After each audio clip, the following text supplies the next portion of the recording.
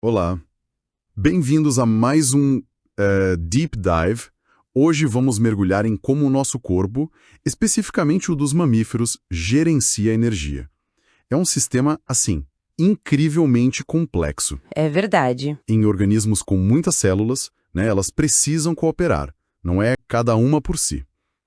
Vamos ver como os órgãos trabalham juntos, quem comanda isso, os hormônios, e o que acontece quando desafina.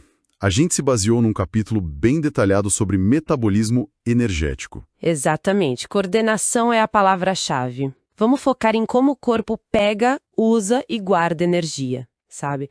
Mantendo tudo em equilíbrio. E a gente vai ver que muitos caminhos do metabolismo acabam convergindo para dois compostos, assim, cruciais: piruvato e acetil-CoA. E como a comunicação entre os tecidos, pelo sistema nervoso e pelos hormônios é essencial para tudo funcionar direitinho. Entendi. Então, a nossa missão hoje é entender essa rede toda. A função de cada órgão, o controle hormonal e dar uma olhada nas consequências quando o sistema falha, como no diabetes ou na obesidade, né? Isso! Vamos destacar os pontos mais importantes e talvez alguns fatos até surpreendentes que essas fontes trazem sobre essa máquina que é o nosso corpo. Ok, vamos lá então. Começando pelos órgãos. O cérebro, por exemplo. Ele consome tipo uns 20% do oxigênio quando a gente está em repouso. É muita coisa. Principalmente para manter os impulsos nervosos funcionando, né? E o curioso, ele depende quase que só de glicose. Precisa receber o tempo todo. Isso, porque ele quase não guarda, não tem estoque de glicogênio. É bem pouco. Diferente dos músculos, imagino. Ah, sim. Os músculos são bem mais flexíveis. Usam glicose, sim, do próprio estoque deles, o glicogênio muscular, mas também usam ácidos graxos, corpos cetônicos. E em esforço máximo, tipo numa corrida muito intensa, eles conseguem gerar ATP bem rápido, sem oxigênio. Primeiro com a fosfocreatina, que dura segundos, né? E depois pela glicólise, que acaba produzindo lactato. Ah, o famoso lactato. Exato. E aí entra uma coisa interessante, a cooperação entre órgãos. Esse lactato não é perdido, ele vai para o fígado. E o fígado consegue transformar ele de volta em glicose. É o chamado ciclo de Cori. Um belo exemplo dessa conversa entre os tecidos. Que legal. E falando em tecidos, e o tecido adiposo? Aquela gordurinha. Não é só um depósito, certo? De forma alguma. Ele guarda a gordura sim, os triacilgliceróis, e libera os ácidos graxos quando a gente precisa, sob comando dos hormônios. Mas, olha, ele também produz hormônios importantes que ajudam a regular o metabolismo e até o apetite, como a adiponectina e a leptina. Então ele também conversa com o resto do corpo. Exatamente. E um detalhe, para ele liberar essa gordura de forma eficiente, ele precisa de um pouquinho de glicose para formar uma molécula chamada glicerol 3-fosfato. É tudo interligado. Interessante. Bom, chegamos ao fígado então. Parece que ele é o grande centro de processamento, né? Com certeza. O fígado é como um maestro da glicose no sangue. Ele capta o excesso depois que a gente come ou libera a glicose quando o nível está baixo. Ele tem uma enzima especial para isso, a glicoquinase.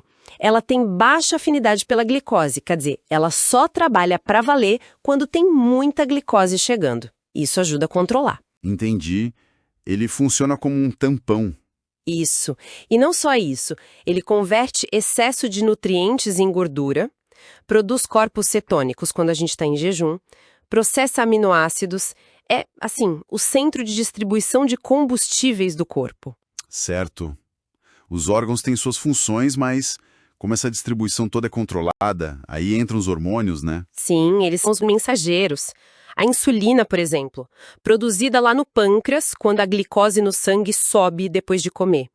Ela é o sinal de tem energia sobrando, de abundância.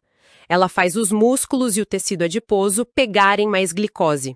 Tem até um transportador específico, o GLUT4. Ah, eu já ouvi falar do GLUT4. Pois é, ele fica guardadinho dentro da célula e só vai para a superfície para pegar a glicose quando a insulina manda. E a insulina também estimula o armazenamento de energia, né? Glicogênio no fígado e músculo, gordura no tecido adiposo. Ok, essa é a situação de abundância. E o contrário? Quando falta energia, tipo no jejum ou numa situação de estresse. Aí a conversa muda. Entram em cena o glucagon, que também vem do pâncreas, e a adrenalina, lá das suprarrenais. O sinal agora é: precisamos mobilizar energia. Eles mandam o fígado liberar glicose, quebrando o glicogênio guardado e também fabricando glicose nova, a gliconeogênese. E mandam o tecido adiposo liberar ácidos graxos, a gordura. Os efeitos deles são basicamente o oposto da insulina. Faz sentido. Um acelera o armazenamento, os outros aceleram a liberação. Isso tudo para manter o equilíbrio, a homeostase. Mas, e quando essa sintonia falha? Deve ter algum controle dentro da própria célula também, né? E o que acontece quando dá erro? Tem sim. Um regulador super importante dentro da célula é uma proteína chamada AMPK. Pensa nela como um sensor de combustível da célula. Quando o nível de energia, de ATP, está baixo e o de AMP está alto, ela é ativada. E o que ela faz? Liga as vias que geram ATP, como queimar gordura, e desliga as vias que gastam ATP, como fabricar gordura, colesterol. É vital para a célula se adaptar à falta de energia. Entendi. Um controle fino ali na ponta. E as falhas no sistema maior? O diabetes mellitus é um exemplo clássico que as fontes devem abordar. Glicose sobrando no sangue, mas as células não conseguem usar. Correto. O problema central no diabetes é a insulina. No tipo 1, que geralmente é uma doença autoimune, o pâncreas simplesmente para de produzir insulina ou produz muito pouco. Já no tipo 2, que é bem mais comum e muitas vezes ligado à obesidade, o problema é outro. As células ficam resistentes à ação da insulina. É como se a chave da insulina não funcionasse mais direito na fechadura da célula. A insulina está lá, mas não consegue agir. Exato. É a chamada resistência à insulina. Nos dois casos, o resultado é a hiperglicemia, o açúcar alto no sangue.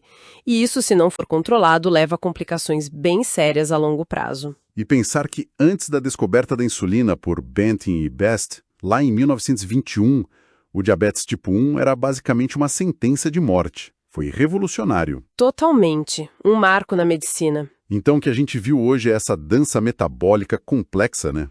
Órgãos com funções específicas. Hormônios passando as mensagens. Sensores dentro das células ajustando tudo. É tudo muito interligado para manter a energia fluindo como precisa. E uma falha em qualquer ponto pode levar a doenças como o diabetes. Exato. E o fascinante é essa capacidade de adaptação. Por exemplo, no jejum prolongado, o corpo muda a chave, começa a usar mais corpos cetônicos para poupar as proteínas dos músculos. Incrível!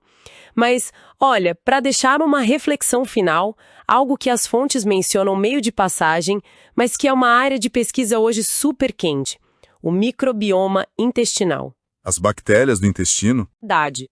Como exatamente essa comunidade de micróbios conversa com o nosso metabolismo? Bom, isso ainda está sendo desvendado. É um campo cheio de potenciais surpresas sobre quem mais está regendo essa nossa orquestra interna. Fascinante.